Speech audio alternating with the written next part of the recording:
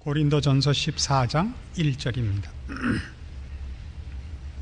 사랑을 따라 구하라. 신령한 것을 사모하되 특별히 예언을 하려고 하라. 방언을 말하는 자는 사람에게 하지 아니하고 하나님께 하나니 이는 알아듣는 자가 없고 그 영으로 비밀을 말함이니라. 그러나 예언하는 자는 사람에게 말하여 덕을 세우며 권면하며 안위하는 것이요, 방언을 말하는 자는 자기의 덕을 세우고 예언하는 자는 교회의 덕을 세우나니 나는 너희가 다 방언 말하기를 원하나 특별히 예언하기를 원하노라. 방언을 말하는 자가 만일 교회의 덕을 세우기 위하여 통역하지 아니하면 예언하는 자만 못하니라. 5절까지 보았습니다. 우리는 고린도전서 12장, 13장, 14장에 걸친 이 은사에 관한 고린도 교회에 보낸 사도 바울의 편지를 살펴보고 있습니다. 우리는 고린도전서 12장이나 14장이 은사장이라고 명명되어지는 것이 사실상 그 내용과 일치하지 않는다는 것을 확인했습니다. 12장이나 14장이나 다 어떤 은사가 있으며 그 은사들이 각각 어떤 효과가 있는가를 설명하는 데 목적이 없고 은사에 잘못 사용되어지는 것에 대한 경고와 꾸중으로 가득 차 있는 것을 봅니다. 그래서 그 가운데 사랑장이 끼어 있게 되고 모든 것을 사랑을 따라 구하며 사랑을 그 본질과 원리와 목표로서 은사를 사용해야 된다고 가르치는 가장 중요한 주제와 만나게 되는 것입니다. 그래서 이제 이 문제가 14장에 이르러서 대표적으로 이 은사 중에 자신의 유익을 나타내는 대표적인 것 방언과 교회의 유익을 가장 잘 드러내는 예언, 이 두 가지로 압축되어 비교가 되는 것입니다. 많은 은사가 있지만 특별히 14장에서 이 예언과 방언 두 가지가 언급되는 이유는 이 두 가지가 다른 모든 은사들보다 우월하기 때문이거나 위험하기 때문이거나 하는 다른 특색이 있어서가 아니라 바로 이것, 방언은 가장 개인적인 것일 수밖에 없고 예언은 가장 교회적일 수밖에 없다는 그 특성상 둘이 이렇게 대조되고 사도 바울이 강조하는 바 그 내용을 분명히 하기 위하여 여기 언급되고 있는 것입니다. 그래서 여기 식으로 얘기를 하면 2절에 있는 바와 같이 방언을 말하는 자는 사람에게 하지 아니하고 하나님께 하나니 이는 알아듣는 자가 없고 그 영으로 비밀을 말함이라. 그래서 방언은 하나님께 하고 예언하는 자는 사람에게 말하여 덕을 세우며 권면하며 안위한다 라고 3절에 나와 있고 4절에 그래서 방언은 자기의 덕을 세우고 예언하는 자는 교회의 덕을 세운다 라고 둘을 대조하고 있습니다. 그래서 우리가 14장에서는 바로 이 방언의 특징 또 예언의 특징을 살펴볼 수밖에 없고 그 두 특징이 가장 날카롭게 개인의 덕을 세우는 것과 교회의 덕을 세우는 것으로 구별되는 그 내용들을 살펴봐야 되게 생겼습니다. 그래서 오늘은 먼저 예언이 갖는 그 은사의 특징을 살펴보려고 합니다. 도대체 예언이 교회의 덕을 세운다는 것은 무엇이며 예언은 사람에게 말하여진다는 건 무슨 뜻이냐 하는 것입니다.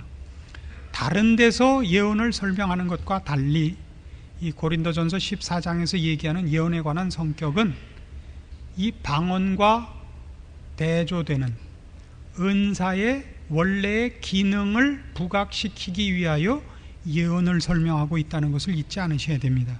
그러니까 예언 일반에 관한 내용이 아니고 예언 속에 들어있는 은사적 기능 속에 그것이 어떻게 교회의 덕을 세우는가 하는데 초점이 있는 것을 놓치지 말고 이 설명을 보아주시기를 바랍니다.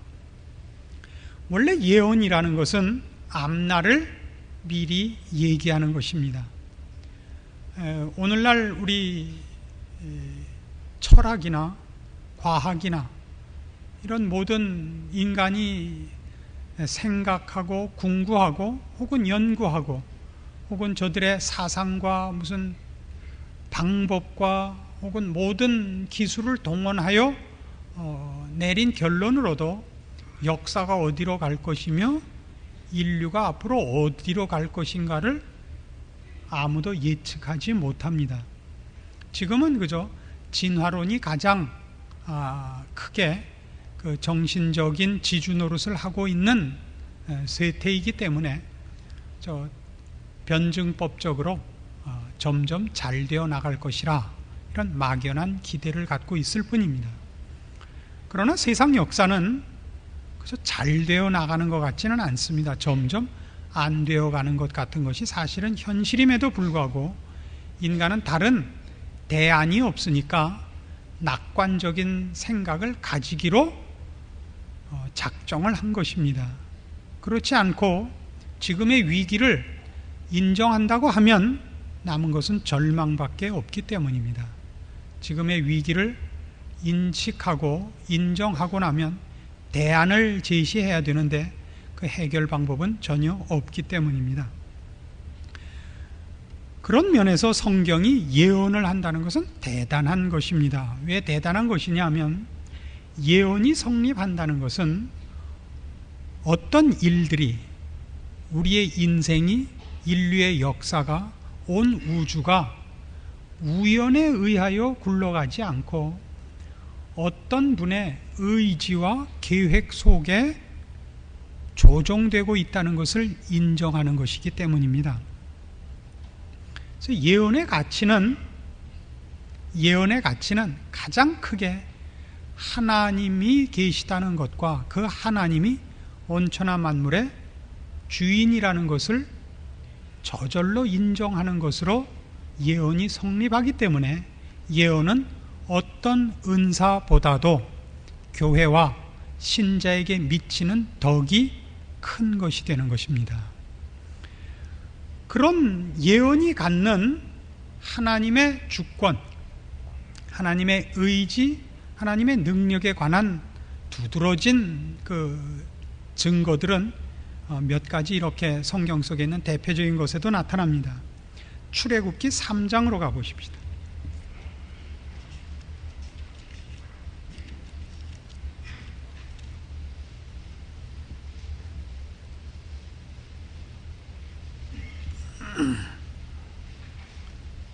출애굽기 3장 11절입니다. 하나님께서 모세를 불러 이스라엘 백성들을 애굽에서 구하여 내라 라고 명령을 내리자 11절 모세가 하나님께 고하되 내가 누구간데 바로에게 가며 이스라엘 자손을 애굽에서 인도하여 내리까 하나님이 가라사대 내가 정녕 너와 함께 있으리라 네가 백성을 애굽에서 인도하여 낸 후에 너희가 이 산에서 하나님을 섬기리니 이것이 내가 너를 보낸 증거니라. 자, 모세를 하나님께서 애굽 땅에 보내서 당시 전 세계의 가장 큰 왕국이요 힘을 갖고 있는 바로의 손에서 이스라엘 백성을 꺼내오라고 합니다. 특공대를 보내서 중요한 인물 하나를 구출해 오라는 것이 아니라 당시 이스라엘 민족이 어림잡아 300만쯤 되는데 이 300만이나 되는 이스라엘 백성 전체를 그 종노릇하는 애굽 땅에서부터 구하여 내라는 것입니다. 모세는 태권도도 할 줄 모르고 무슨 기공도 할 줄 모릅니다. 아무 재주가 없고 양치기 목자로 지금 나이 80세입니다. 모세가 얘기하는 것이 얼마나 경우에 맞습니까? 내가 누구간데 바로에게 가며 이스라엘 자손을 애굽에서 인도하여 내리까 나에게 무슨 권세가 있으며 나에게 무슨 힘이 있어 하나님께서 내게 하라고 한 이 일을 할 수 있단 말입니까? 그래서 하나님께서 뭐라고 그러시죠? 내가 너를 보내서 이 일을 이룰 것이다 이겁니다. 내가 너를 보냈기 때문에, 즉 내가 계획한 일이기 때문입니다. 내가 하려고 한 일이기 때문에 이 일은 될 것이다. 그 될 것을 뭘로 아느냐? 내가 너를 보내어 내 백성을 애굽에서 인도하여 이 산에 와서 이 호렙산에 와서 나에게 경배할 것이다 이거예요. 그 결론을 하나님이 갖고 계시기 때문에 그 결론이 이루어질 수밖에 없고, 너는 보잘것없는 사람이지만 내가 이 결정과 이 계획을 갖고 있기 때문에 내가 한 일이 실패될 수 없어서 너는 네가 맡은 사역을 승리할 것이다. 이렇게 모세에게 예언을 하시는 셈입니다. 모세는 아무 힘이 없습니다. 당시 상황으로 하나님께서 모세에게 맡긴 그 사명을 감당할 자는 세상적으로는 아무도 없었을 것입니다. 그러나 하나님이 그것을 원하시고 하나님이 그렇게 하기로 작정했기 때문에 그 일은 이루어지고야 말 것입니다. 이것이 예언의 특징입니다. 예언은 앞날을 미리 안다는 정도가 아닙니다. 앞에 일어날 일을 점을 치듯이 어떤 정보를 미리 빼내듯이 안다는데 예언의 특징이 있는 것이 아니라, 예언이라는 것은 개구리가 어디로 뛸지 모르고 메뚜기가 어디로 뛸지 모르고 하는 식으로 역사가 움직이는 것이 아니라, 누군가가 어떤 목적을 정하고 계획을 세우셨기 때문에 그 목적과 계획대로 갈 수밖에 없다는 것을 증명하는데 예언의 기능과 특징이 있단 말입니다. 같은 식의 예언을 이사야 37장에 가서 보십시다.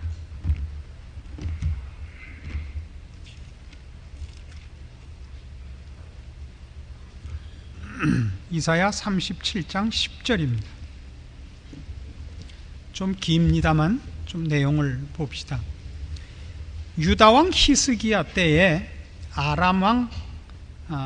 아람왕이 올라와서 그 산헤립이라는 왕이 랍사게라는 사령관을 보내어 유다 나라를 이제 멸절시키려고 합니다. 와서 이렇게 이스라엘 그 유대 백성들에게 위협을 합니다. 10절.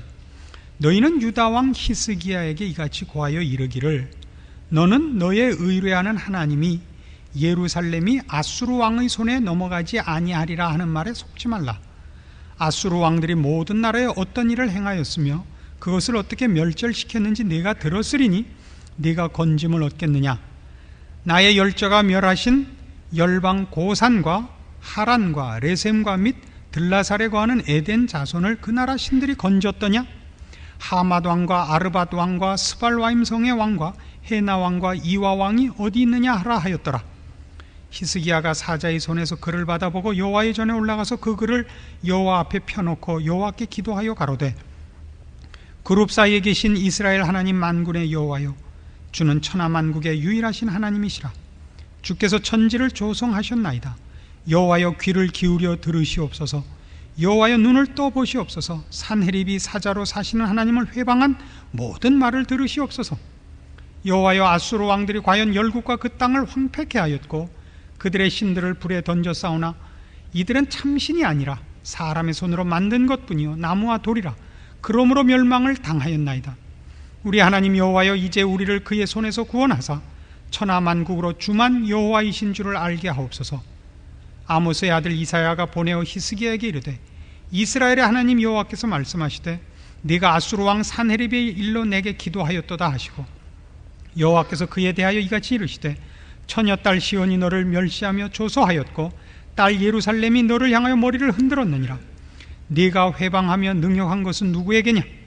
네가 소리를 높이며 눈을 높이들어 향한 것은 누구에게냐? 곧 이스라엘의 거룩한 자에게니라. 네가 네 종으로 주를 회방하여 이르기를, 내가 나의 허다한 병거를 거느리고 산들이 꼭대기에 올라가며 레바논의 깊은 곳에 이르렀으니 높은 백향목과 아름다운 향나무를 베고 또 그 한계되는 높은 곳에 들어가며 살찐 땅의 수풀에 이를 것이며, 내가 우물을 파서 물을 마셨으니 나의 발바닥으로 애굽의 모든 하수를 밟아 말리리라 하였도다. 이게 전부 그 아수르 왕을 조롱하는 말입니다. 지금은 네가 어찌 듣지 못하였겠느냐? 이 일들은 내가 태초부터 행한 바요 상고부터 정한 바로서 이제 내가 이루어 너로 견고한 성을 헐어 돌무더기가 되게 하였노라. 그러므로 그 거민들이 힘이 약하여 놀라며 수치를 당하여 들의 풀같이 푸른 나물같이 지붕의 풀같이 자라지 못한 곡초 같았었느니라. 네 거처와 네 출입과 나를 거스려 분노함을 내가 아노라. 네가 나를 거스려 분노함과 네 오만함이 내 귀에 들렸으므로 내가 갈고리로 네 코를 꿰며 자갈을 네 입에 먹여 너를 오던 길로 돌아가게 하리라 하셨나이다. 왕이여, 이것이 왕에게 징조가 되리니 여기 왕은 히스기야 왕입니다. 금년에는 스스로 난 것을 먹을 것이요 제2년에는 또 거기서 난 것을 먹을 것이요 제3년에는 심고 거두며 포도나무를 심고 그 열매를 먹을 것이니이다. 아수르 왕 산헤립이 랍사게를 보내서 유다 왕 히스기야를 조롱하고 너희가 여호와를 믿는다고 하지만 그렇다고 해서 내 손에서 벗어나진 못할 거다. 내 손에서 자기 나라를 지킨 나라가 없었느니라. 그 모든 나라들이 자기네가 믿는 신이 있었지만 나를 이기지 못했다. 너희도 마찬가지다. 그래서 히스기야가 하나님 앞에 와서 울며 기도했습니다. 여호와 하나님, 저 산헤립이 하나님을 조롱한 것을 들으셨습니까? 하나님께서 이사야를 보냅니다. 너 아수르 왕 산헤립아, 너를 누가 이기게 했느냐? 내가 한 거다. 내가 너를 불러내어서 못된 나라들을 치게 했다. 내가 너에게 힘을 줬고 너에게 내가 할 일을 시켰더니 이제 나한테까지 교만하느냐? 내가 네 코를 꿰고 네 입에 자갈을 물려서 너 있던 곳으로 내가 끌고 가고야 말리라. 다시 말해서 유다는 망하지 않으리라. 히스기야 왕이요, 이것이 징조가 되리다. 뭐가요? 금년에는 뿌리지 않았지만 밭에서 난 것을 먹을 것이요 내년에도 올해 심지 못하고 내년에도 심지 못한 것을 그냥 거기서 나오는 대로 먹을 것입니다마는 3년째는 심고 거두어 먹을 것입니다. 이 예언은, 이 징조는 재미있습니다. 왜냐하면 지금 상황은 산헤립이 보낸, 아수르 왕 산헤립이 보낸 랍사게와 그의 군사들이 포위하고 있는 상황입니다. 이 절대절명의 위기를 넘길 징조는 지금 나타나야 됩니다. 오늘 밤에 무슨 달이 무슨 삿가닥질을 한번 한다든가 무슨 밤에 무지개가 뜬다든가 지금 나타나야 되는데, 이기게 되는 징조가 뭐냐 하면 지금 바라고 있는 일, 즉 산헤립이 보낸 아수르의 군대를 이겨야만 나타날 결과로 이 싸움에 이길 징조로 삼습니다. 거꾸로죠. 이 군대를 물리쳐야 우리가 유다 나라 사람들이 자기 땅에 난 곡식을 먹고 또 심고 거두는 일을 할 수 있습니다. 이 일을 이겨야, 이 싸움을 이길지 질지 모르는데 이긴다는 증거는 이 결과가 있기 전에 있어야 되는데, 이 싸움에 이긴다는 저 증거가 이것이 결과된 다음에야 나타나는 결과로 증거를 삼은 것이 지금 이 얘기입니다. 설명이 좀 어려웠나요? 그러나 순서는 거꾸로 아닙니까? 그건 마치 뭐와 같으냐 하면 우리가 점치러 가가지고 용한 점쟁이에게 애를 못 낳는데 애를 낳을 수 있을까요? 애를 당신 낳을 겁니다. 뭘 보면 알죠? 오늘 저녁 집에 가서 거울을 보고 눈을 3번 감았다 뜨면 코끝에 아들이라는 글자가 나타날 것입니다. 뭐 이래야 증거가 되죠.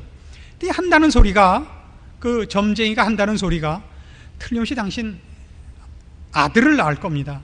내년 이맘때쯤은 돌잔치를 할 겁니다. 그럼 어떻게 되는 거예요?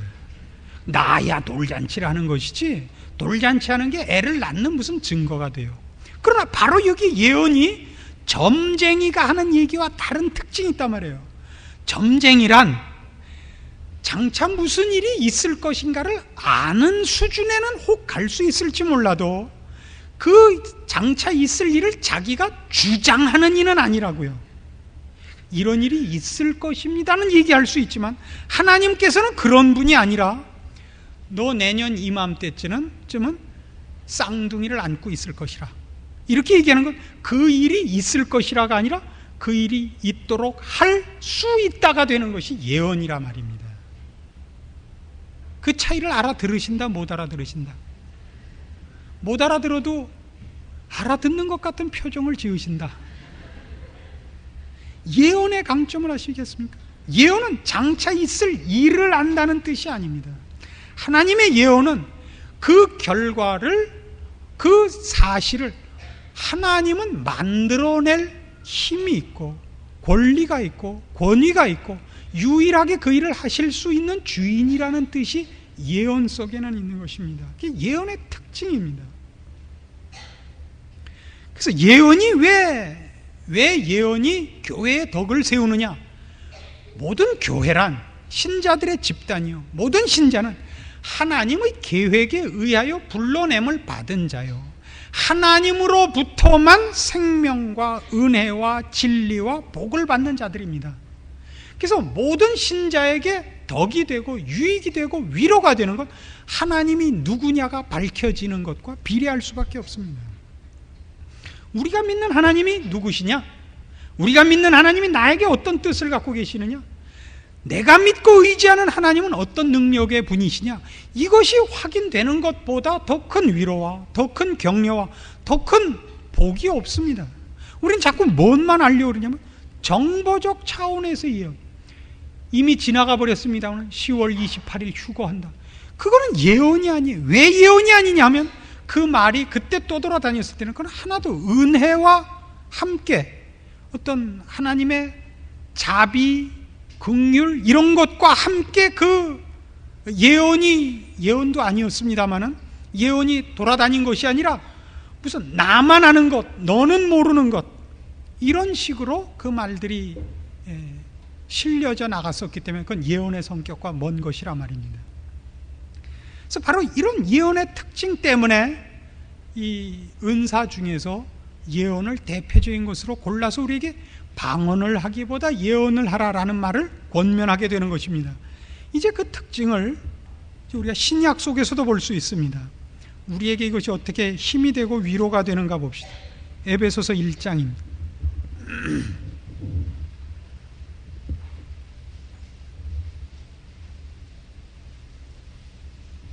에베소서 1장 17절입니다.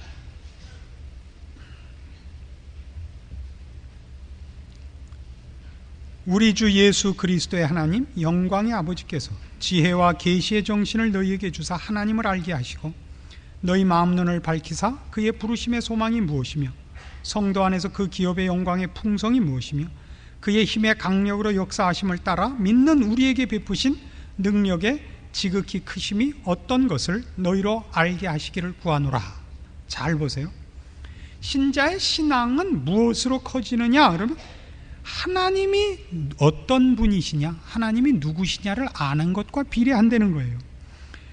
지혜와 계시의 정신을 너희에게 주사 하나님을 알게 하시기를 구한다 이거예요. 이것이 좋은 신앙, 깊은 신앙, 좋은 믿음, 강한 믿음이에요. 근데 어떤 하나님이냐? 너희 마음 눈을 밝히사 그의 부르심의 소망이 무엇이며 성도 안에서 그 기업의 영광의 풍성이 무엇인지 알기를 원한다. 결국 초점은 뭐냐면 이것도 예언적 특징을 갖고 있다고요. 하나님이 무엇을 하시려는 분인가를 알기를 원한대요. 하나님이 무엇을 하시려고 그러죠? 하나님 우리에게 복 주기를 기뻐하시되 그 복은 신령한 것이기 때문에 거룩한 것입니다.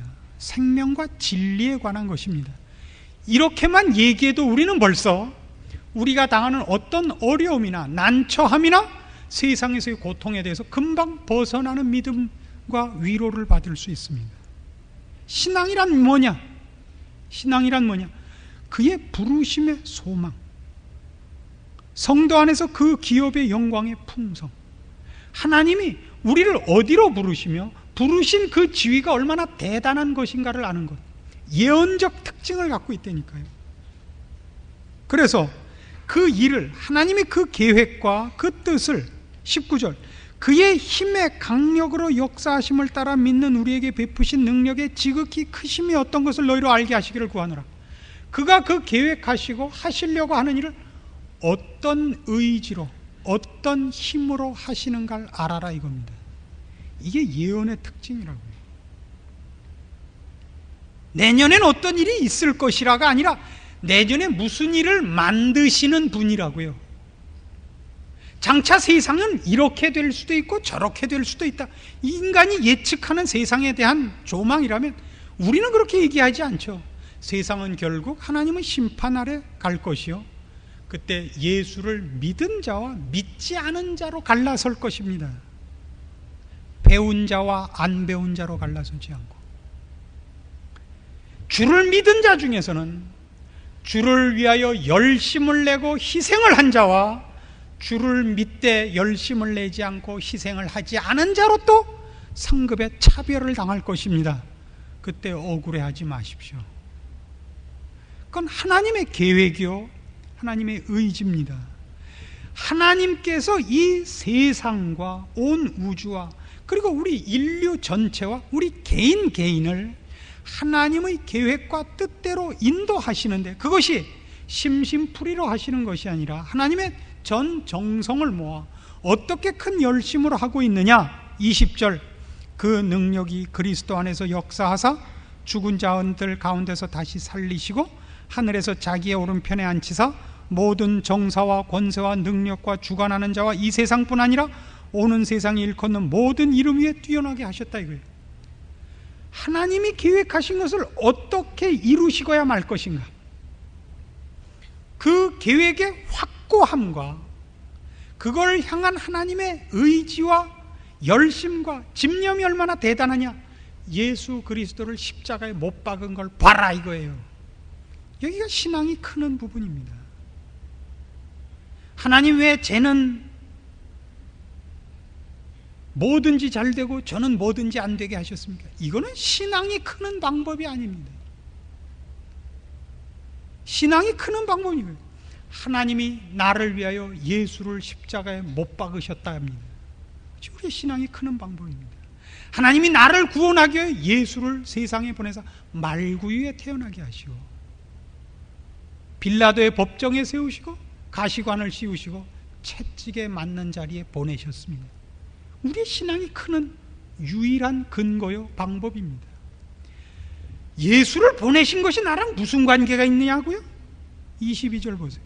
또 만물을 그 발 아래 복종하게 하시고 그를 만물 위에 교회의 머리로 주셨느니라. 교회의 머리로, 우리의 머리로. 교회는 그의 몸이니 만물 안에서 만물을 충만케 하시는 자의 충만이니라. 우리는 그의 몸입니다. 머리와 몸이 분리될 수 없듯이 주님은 스스로 우리와 유기적인 연합체가 되기로 하셨습니다. 성도는 주를 떠날 수 없고 주님은 성도를 떠날 수 없는 예언적 특징을 가진 유기체가 되었습니다. 하나님의 작정과 계획과 열심히 만들어내시고야 말 모든 계획과 뜻과 힘을 동원하여 우리에게 그 작정하신 것을 이루실 것입니다. 너희는 방언을 하기보다 예언을 하도록 하라. 속에 들어있는 속 깊은 뜻 깊은 내용들인 것입니다. 이 차원에서 우리는 교회의 일원으로 서며 자기의 신앙을 지켜내야 되는 것입니다. 방언과 비교를 하자면 오늘 고린도전서 14장에 나오는 바와 같이 방언과 비교를 하자면 방언은 어떻게 하는 거라고? 하나님께 하는 것이라고 되어 있습니다. 방언을 말하는 자는 사람에게 하지 아니하고 하나님께 합니다. 하나님과 그의 교통함이 왜 나쁘겠습니까? 좋습니다. 그러나 그것은 자신의 유익은 있어도 교회 앞의 유익에서는 부족하다 말입니다. 모든 은사는 타인의 유익을 위하여 준 것이라 말입니다. 자신의 유익을 위하여 준 것이 아니고. 그래서 너희는 예언을 하려고 하라. 예언이란 뭐라고? 앞날을 안다는, 나만 알게 됐다, 하나님이 나한테만 보여줬다, 그런 자랑의 요소가 그냥 티끌만큼도 없습니다. 온 세상은 하나님의 손 안에 있으며 우리의 운명이 하나님의 은총 아래 있습니다. 하나님이 우리에게 복 주시려고 한 모든 것은 하나님의 능력으로 이루어지고야 말 것입니다. 이것이 예언입니다. 이 예언을 하려고 하십시오. 이 예언을 하려고 하십시오. 성도 중에 고난을 당하는 이가 있습니까? 우린 당연히 이렇게 위로해야 됩니다. 주를 사랑하는 자, 곧 그 뜻대로 부르심을 입은 자들에게는 모든 것이 합력하여 선을 이루는 줄 내가 압니다. 우린 이렇게 얘기를 해야 됩니다. 누가 아직도 예수를 믿는다고 하면서 교회 와서 교회가 어딘지 제대로 모르고 천방지축 날뛰입니까? 우린 이렇게 얘기를 해야 됩니다. 우리가 그리스도도 예전에는 육체대로 알았으나 이제는 아무도 육체대로 알지 아니하노라. 예수를 믿은 자는 이전 것은 지나갔으니 보라 새 것이 되었도다. 우리는 이렇게만 사람을 취급하기로 합니다. 우리가 누구에 대해서는 도무지 못 참을 사람이 있습니까? 우리는 성경을 따라 이렇게 얘기합니다. 그리스도께서 너희를 받아 하나님 아버지께 영광을 돌리신 것 같이 너희도 서로 받으라. 우린 그렇게 하기로 합니다. 누구는 너무 못되게 놉니다. 이거 그냥 놔둬서는 안 되겠습니다. 저걸 콱 고소를 합시다. 우린 그러지 않기로 합니다. 차라리 속으라.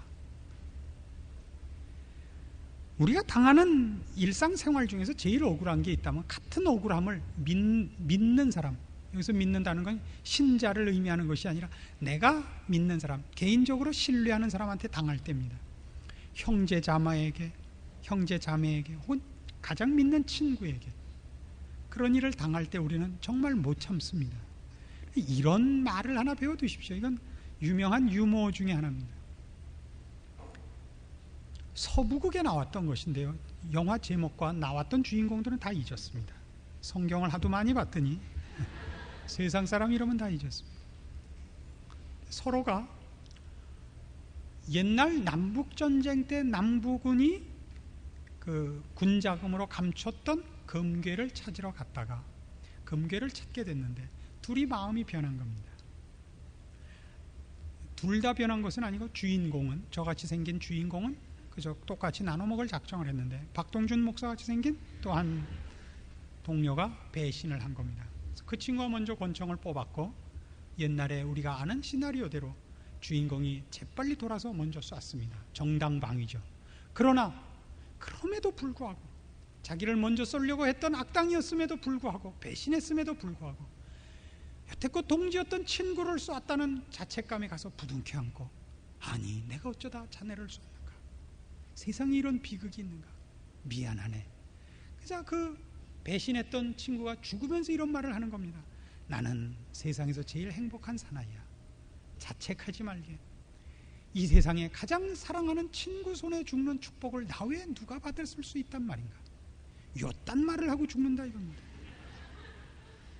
기왕 죽는 거 아니에요. 기왕 죽는 마당에 이를 악물고 아각거리고 죽으면 죽은 다음에 발길질이라도 한 번 더 당했지. 이익 볼 게 뭐 있어요. 기왕 죽게 됐으니 죽는 마당에 선심 쓰는 거예요. 그게 다른 거 아니에요. 나같이 행복한 사람은 없네. 친구 손에 죽는 사람이 그렇게 쉬울 수 있겠나. 이 마음을 우린 가져야 됩니다. 우리는 가져야 됩니다. 하나님의 하나님 되심이 우리가 당하는 어떤 억울함과 악당들의 어떤 교활함을 불구하고 하나님의 계획은 시행될 것입니다. 왜 우리가 악을 씁니까? 마치 그 악당이 죽지 않으면 하나님의 계획을 망칠 것 같고, 내가 복을 받지 않고 내가 나서지 않으면 하나님이 하실 일이 안 될 것 같이 왜 이렇게 펄펄 뛰십니까? 다 개인적인 자존심이요, 자기 사리사욕과 자기 명예를 위하여 주의 이름을 도용하는 것 아닙니까? 예언의 특징 놓치지 마십시오. 그래서 이런 유명한 얘기가 성경에 있죠. 사로잡혀간 이스라엘 포로들이 바벨론에서 이제 하만의 그 악독한 꾀로 인하여 다 죽임을 당하게 됐습니다. 모르드게가 당시 아하수에로 왕의 왕비가 된 에스더에게 구원을 청합니다. 네가 왕비가 되어서 우리 민족 중에는 네가 제일 높은 자리에 있다. 네가 힘을 써서 우리 민족을 구원시키도록 해라. 이 일을 위하여 하나님이 너에게 왕비의 자리를 줬을 것이다. 그러나 이런 단서를 붙입니다. 네가 이 일을 하지 않는다 할지라도 하나님은 다른 방법으로 그의 백성을 구원하실 것이다. 너 아니면 안 된다는 뜻은 아니다. 그러나 아마 이렇게 된 걸 보면 이 일이 내 일인 모양이다. 내가 안 하면 안 된다는 뜻은 아니다. 모세가 없으면 출애굽 사건이 없고, 엘리야가 없으면 갈멜산 전투에 승리가 없고, 세례 요한이 없으면 예수님이 안 오시고, 이런 일은 역사에 없는 겁니다. 이것이 예언의 특징입니다. 이것으로 위로하시고 위로받으십시오. 하나님의 통치, 하나님의 능력, 하나님의 계획만이 시행되는 것이 역사라는 것. 하나님이 보고 계시며 하나님이 모든 일들에 우리가 보면 일이 이렇게 돼서 될 것 같은가 하는 속에서 우리가 깨닫지 못하는 더 높으신 지혜와 더 높으신 능력과 신비한 방법으로 하나님은 하나님의 뜻을 호리도 틀림이 없이 이루어 나가시며 그의 성도들을 유익해 하시며, 그리하여 마침내 우리의 모든 입술을 통하여 하나님은 찬송받으시기에 합당하시나이다 라는 고백을 받으실 것입니다. 이것이 예언입니다. 예언을 하려고 하십시오. 기도하십시다. 하나님 아버지, 은혜를 감사합니다. 하나님께서 우리와 함께 하시며 우리를 향하여 사랑과 열심을 품으셨습니다. 누가 우리를 막겠습니까? 이 세상 역사가 결국 주의 손안에 있는 것과 주의 뜻 가운데 진행되는 것을 믿습니다. 그러므로 우리는 주를 만날 준비를 하고 정신 차려 주님의 눈앞에 있음을 깨닫고 깨어있고 경성하고 기도하며 주 앞에 엎드려야 마땅합니다. 지혜로운 마음 주시고 믿음으로 승리케 하시고 세상의 유혹과 시험과 위협에서 우리의 시선을 돌려 우리 하나님만을 바라보고 충성된 길을 걸어갈 줄 아는 신실한 신자의 생활을 영위하게 하시옵소서. 덕을 세우게 하시옵소서. 신자답게 살게 하시옵소서. 예수님의 이름으로 기도합니다. 아멘.